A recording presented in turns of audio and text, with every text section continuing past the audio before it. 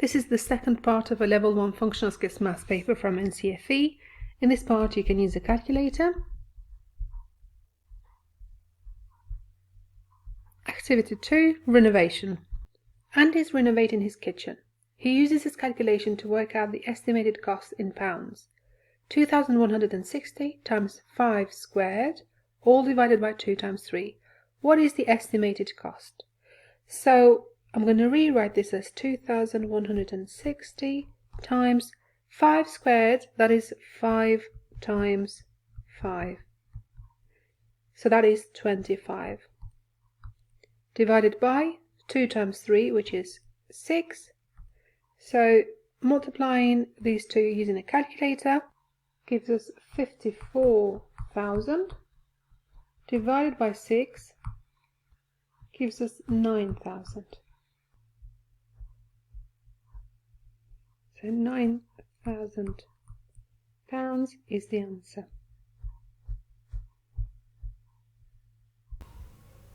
Andy hires a skip. The skip is cuboid. It is 1.25 meters wide, 3.6 meters long and 1.6 meters deep. What is the volume of the skip in cubic meters? So to work out the volume, we need to multiply all three of the dimensions. So 3.6 times 1.25 times 1.6, and that gives us 7.2 cubic meters, because we input meters for all three dimensions.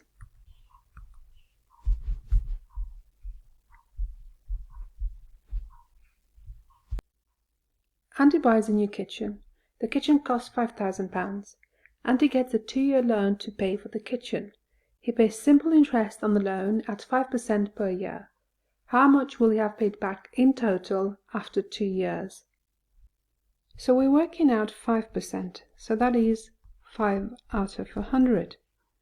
Of the amount, which is £5,000. So in the calculator you do 5 divided by 100 times 5,000, and it gives us 250. So that is what 5% is equal to. Now that's over 2 years. So we're going to add another 250, and that gives us 500. That's the interest. But he still needs to pay the 5,000 as well. So that's going to be 5,000 and the 500. So that's £5,500.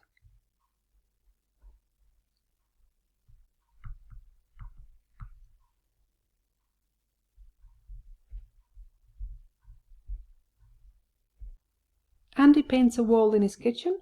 He rounds all wall dimensions to the nearest whole number, then uses the rounded numbers to estimate the area of the wall. What value should Andy get for the total area of the wall using this method? So this is a compound shape. I'm going to split it into two simple ones.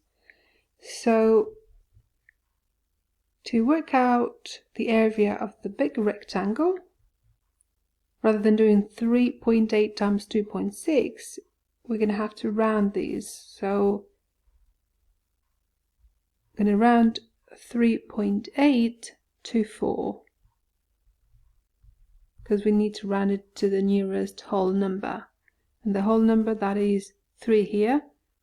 Looking at the one on the right, that's an 8, so that means we round up to 4. And here, the same, we're going to round up to 3. So 3 meters. So 4 times 3 for this one, which gives us 12.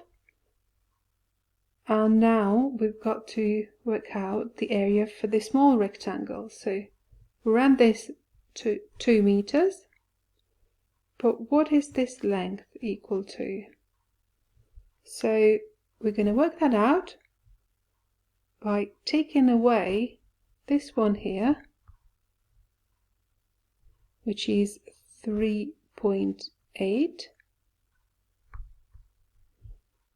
from the 5.9, which is this total length. So 5.9, take away 3.8, gives us 2.1. So this is 2.1 meters, but we're going to need to round to the nearest whole number, so that becomes 2 as well. So 2 meters. So this is 2 as well, so 2 times 2 gives us 4. So 12 and 4, that is 16 square meters in total.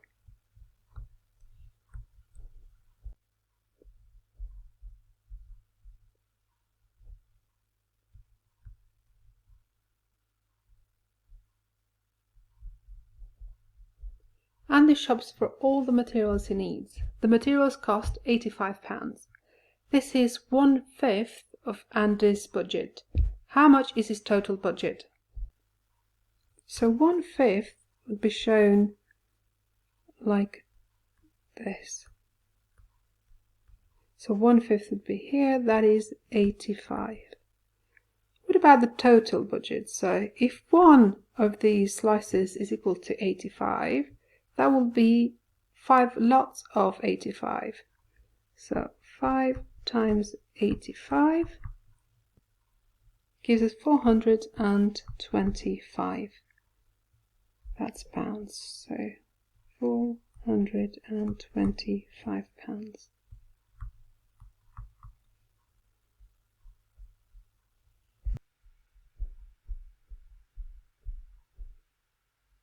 Andy is making a timetable for work to be done on Monday.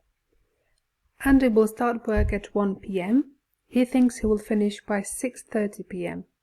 Is Andy correct? Show how you decide. So if we add all of these minutes that it takes to complete the tasks, that gives us 325 minutes in total. If we divide 325 by 60, because there are 60 minutes in an hour, to find out how many whole hours these will take, then we get 5.416, so on. So 6 is recurring. So it tells us it's 5 whole hours and more. 5 hours, that is 5 times 60, gives us 300 minutes. So 5 hours is 300 minutes. Remember, 325 we had. So that is 5 hours and 25 minutes in total for all the tasks. So now we've got 6:30 p.m. as what Andy thinks he will finish by. He starts at 1 p.m. So 1 p.m. add 1 hour, 2 p.m. add another hour, 3 p.m. another hour, 4 p.m. 5 p.m. 6 p.m. So we've added 1, 2, 3, 4, 5 hours to get to 6 p.m. If we add 25 minutes, that will be 6:25 p.m. So he thinks he will finish by 6:30 p.m. Is he correct? We're going to say yes. And we can even say 5 minutes early or something like that. But even just saying yes and showing the evidence that we've shown should be enough. Activity 3, going abroad. Simon is going to France for 7 days. He has £700 saved for this trip. He plans to spend 2/5 of it on accommodation, 25% on flights, and the rest as spending money. How much spending money will he have? 2/5 is shown like this. So here is 1/5, and that would be another 1/5. So what we need to do, because the total amount is £700, so if this whole pie or circle, whatever you want to call, is equal to 700, then one of these will be 700 divided by 5, which is 140. So we've got 2 of them though, because it's 2/5. So 2 times 140 gives us 280. So we've got the amount for accommodation. Now we've got 25% on flights. 25% is a quarter.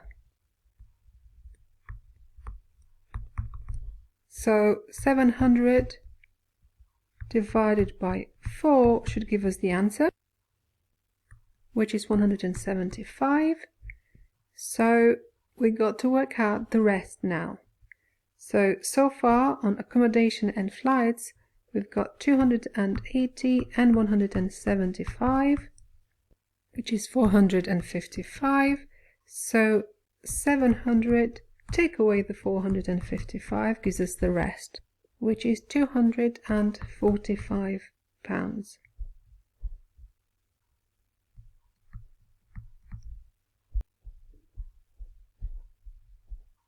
Simon looks at the weather forecast in Paris.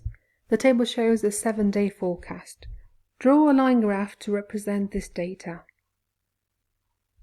So we've got the 7 days of the week, and we've got the temperatures in degrees Celsius. Right, so we've given days of the week horizontally. Now vertically, we'll have to represent the temperatures. What's the highest temperature? That is 23. So starting from 0,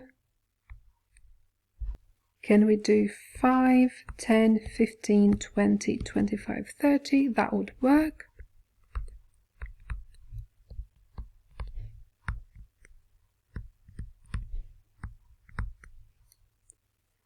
And that is forecast temperatures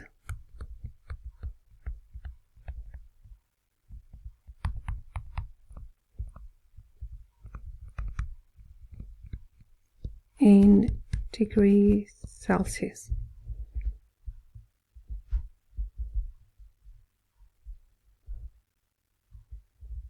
So Monday, we've got 15 degrees. So that is here. Then Tuesday, 17. So 15 going up into 16, 17, 18, 19, 20. So that works. So going up into small squares for each degree Celsius. So that would be 17 there. And then we've got 17 for Wednesday also.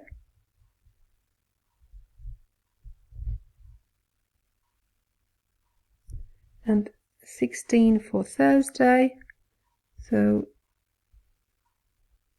2 little squares up from 15 and 2 down from 17. And Friday is also 16.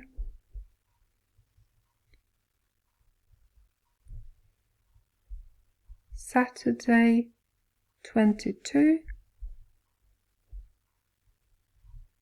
So there is 20, 21, 22 will be here. And then for Sunday we've got 23, so 2 more squares above. So now we're going to have to draw lines to join these points.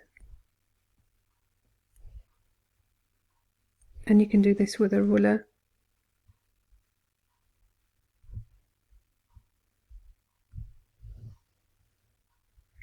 But at least this is clear in terms of the points.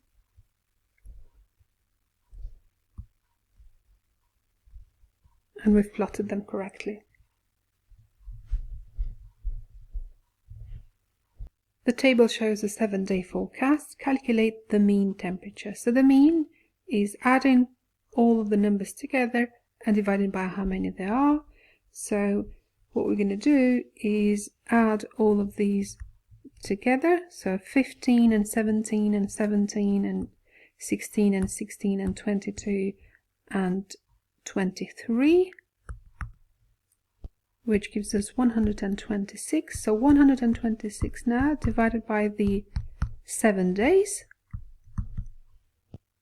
gives us 18. So the mean temperature is 18 degrees Celsius.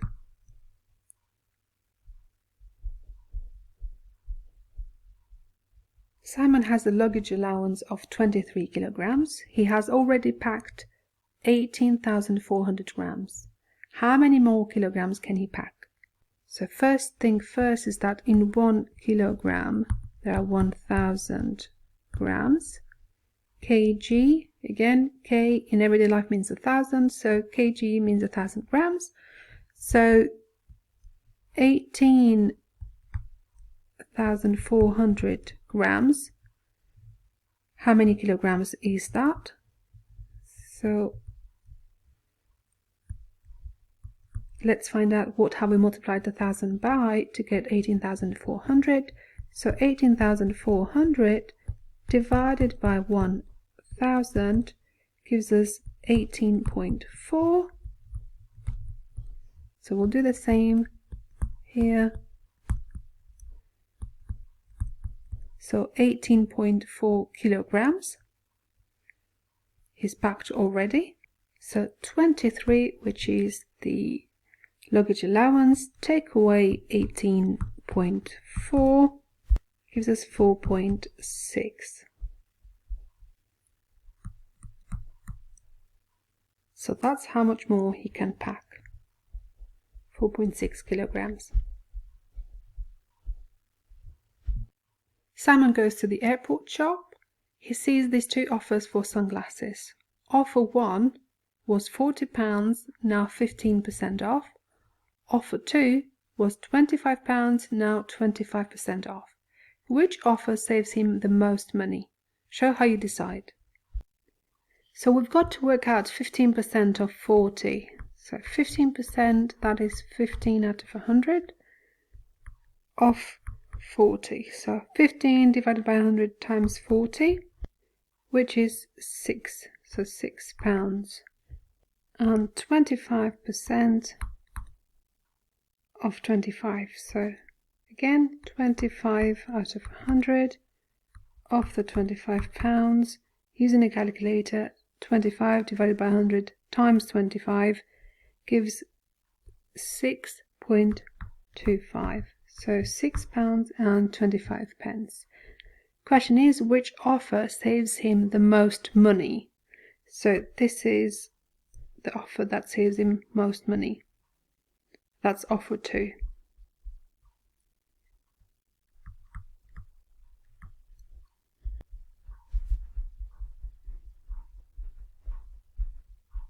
Simon waits to get on the plane. He watches another plane taking off. What type of angle does the plane take off at? Tick to show your answer. So we've got obtuse, reflex, acute and right angle. So this angle here, that's an acute angle. A bit like saying acute angle, so tiny, small.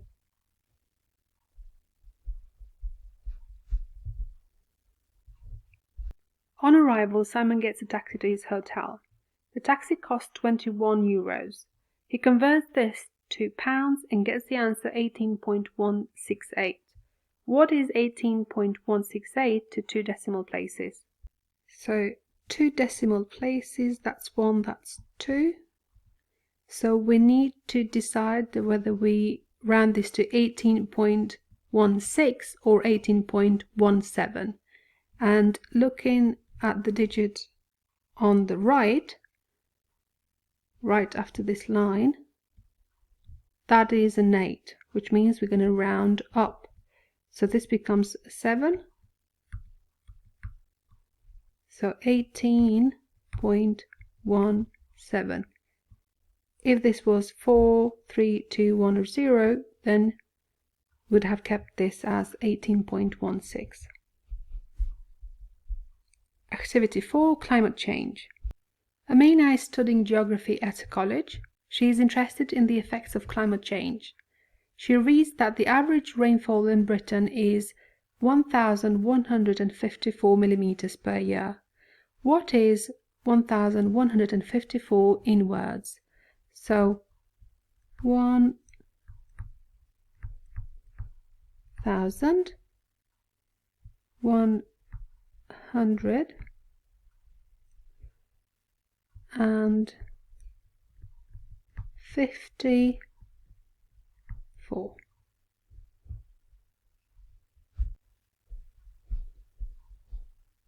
The ice sheet in Greenland is 657,000 square miles. Texas is 1/3 of this size. Calculate 1/3 of 657,000. So 1/3, that is 1 out of 3. So if we divide 657,000 by 3, we get 219,000. So that's 1/3 of 657,000.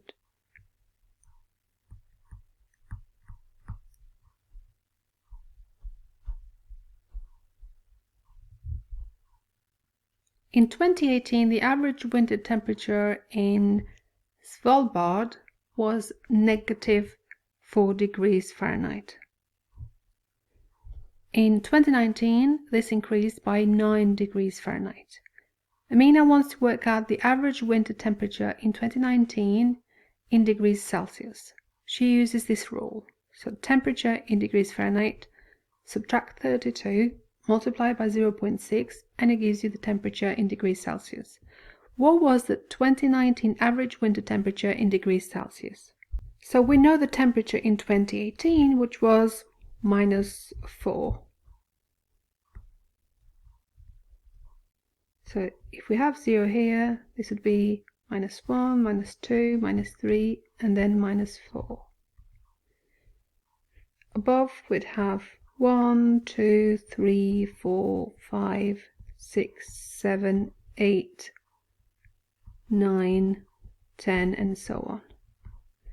So if the temperature then in 2019 has increased by 9 degrees Fahrenheit, we're going to go up 9 steps. So from -4 or -4, 1, 2, 3, 4, 5, 6, 7, 8, 9. So that is 1, 2, 3, 4, 5 degrees. So 5 degrees Fahrenheit, that's the temperature we will work with. So we've got to subtract 32 from this. So if you do 5 take away 32 in the calculator, it's going to give you -27.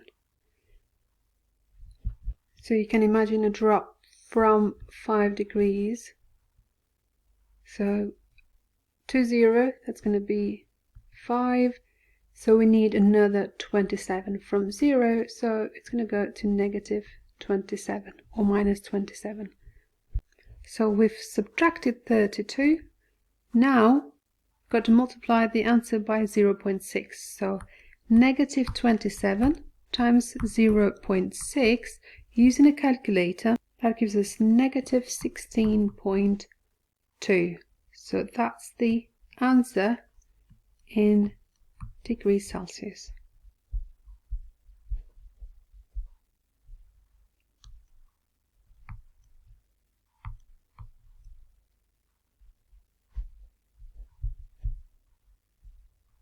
Melting ice can cause sea levels to rise. This table shows the rise in sea levels year by year over 10 years. In which year was the rise in sea level the greatest? So we're going to look for the largest number, the greatest decimal in here. So first thing to do is look at the first digit. So first digit for these is 0, 0, 0, 0, 0, 0, so all zeros. So that means we need to look at the second digit. So that's a 9, 8, 4, 9, 5, 9, 8, 9, 8, 8. So we need to focus on the 9s because they're greater than 8s and 4s and 5s and so on. So I'm going to focus on this, this, this, and this. So we've narrowed it down to 4. Now, since the second digit for all these 4 is 9, we're going to look at the third digit. So that's a 2, that's a 1, that's a 7, and that's a 0, because it's missing, so we can add it. So the 7 wins because it's the greatest. So 0.97, which is year 1995. So in year 1995, because we asked in which year.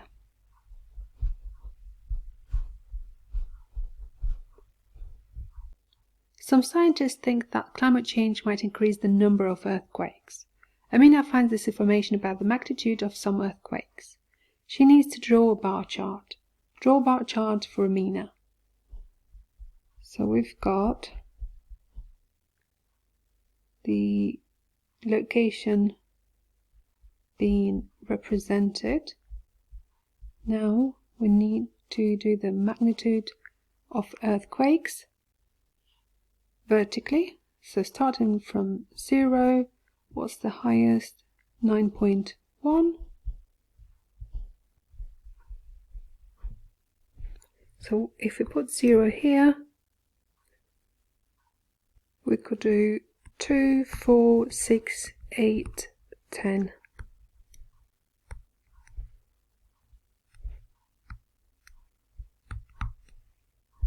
And that is magnitude of earthquakes. So let's have a look. Peru 8.0, or just 8. So there is 8.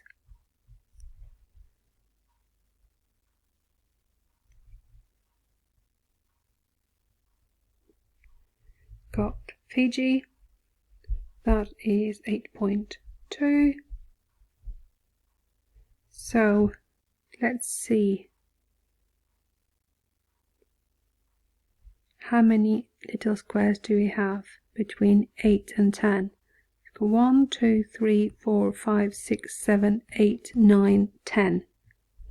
So each little square must represent 0.2. So 8.2, 8.4, 0.6, 0.8, 9, 9.2, 9.4, 9.6, 9.8, 10. So that works. And 8.2, we'll just go one square up.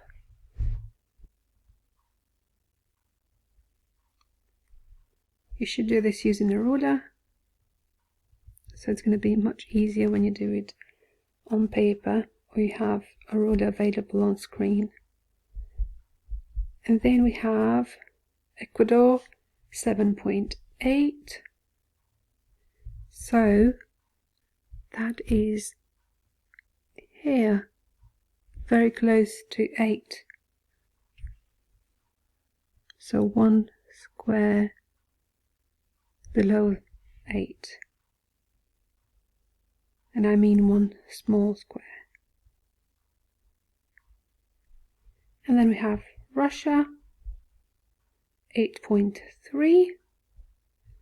So 8 is here, 8.2 is here, 8.3 is going to be halfway through the next little square.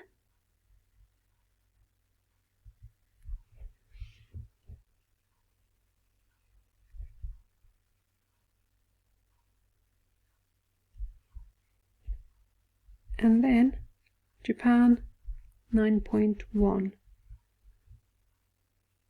So 8.2468. So 9 is here, 9.1 will be half a small square above that.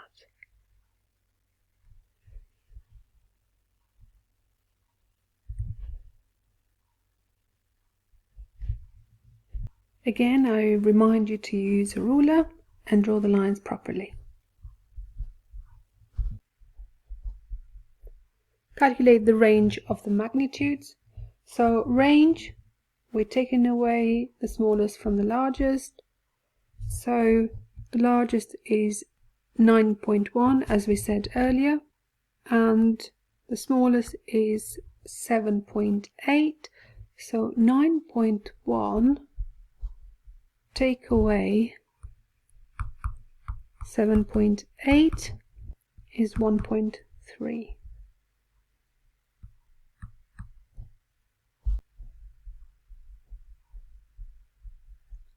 Climate change increases the probability of flooding in some areas.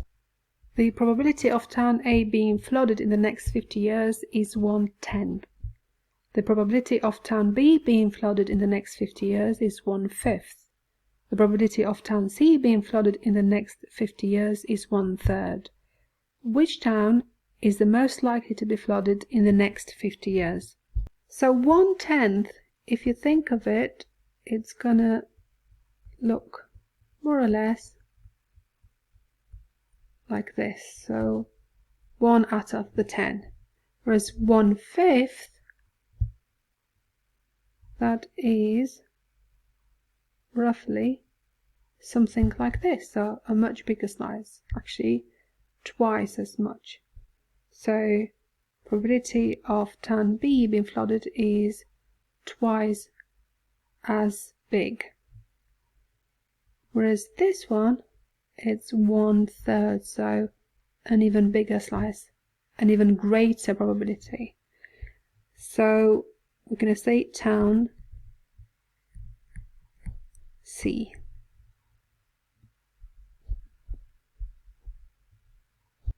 Mark the probability of town A being flooded in the next 50 years on the probability scale below. So for town A, that was 1/10. So 1 out of 10. How many divisions do we have here? So 1, 2, 3, 4, 5, 6, 7, 8, 9, 10, 11, 12, 13, 14, 15, 16, 17, 18, 19, 20.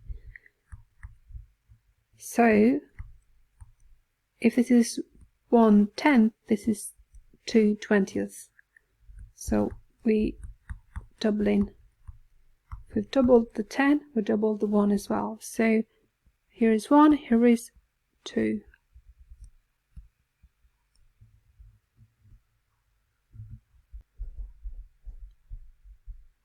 In 2010, scientists said that a 45% reduction of CO2 emissions was needed by 2030 to avoid average temperatures rising by more than 1.5 degrees Celsius.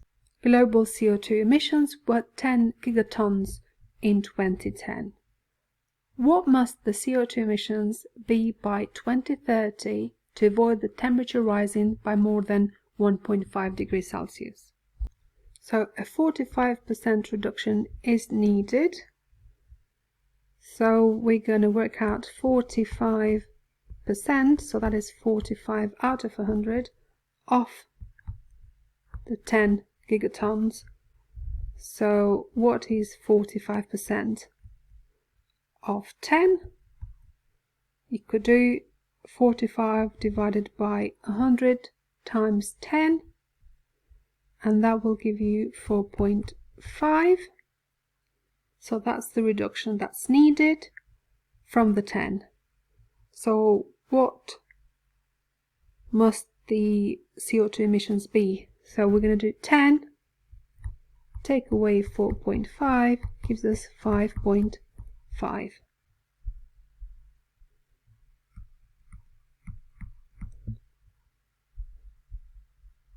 And this is the end of the paper.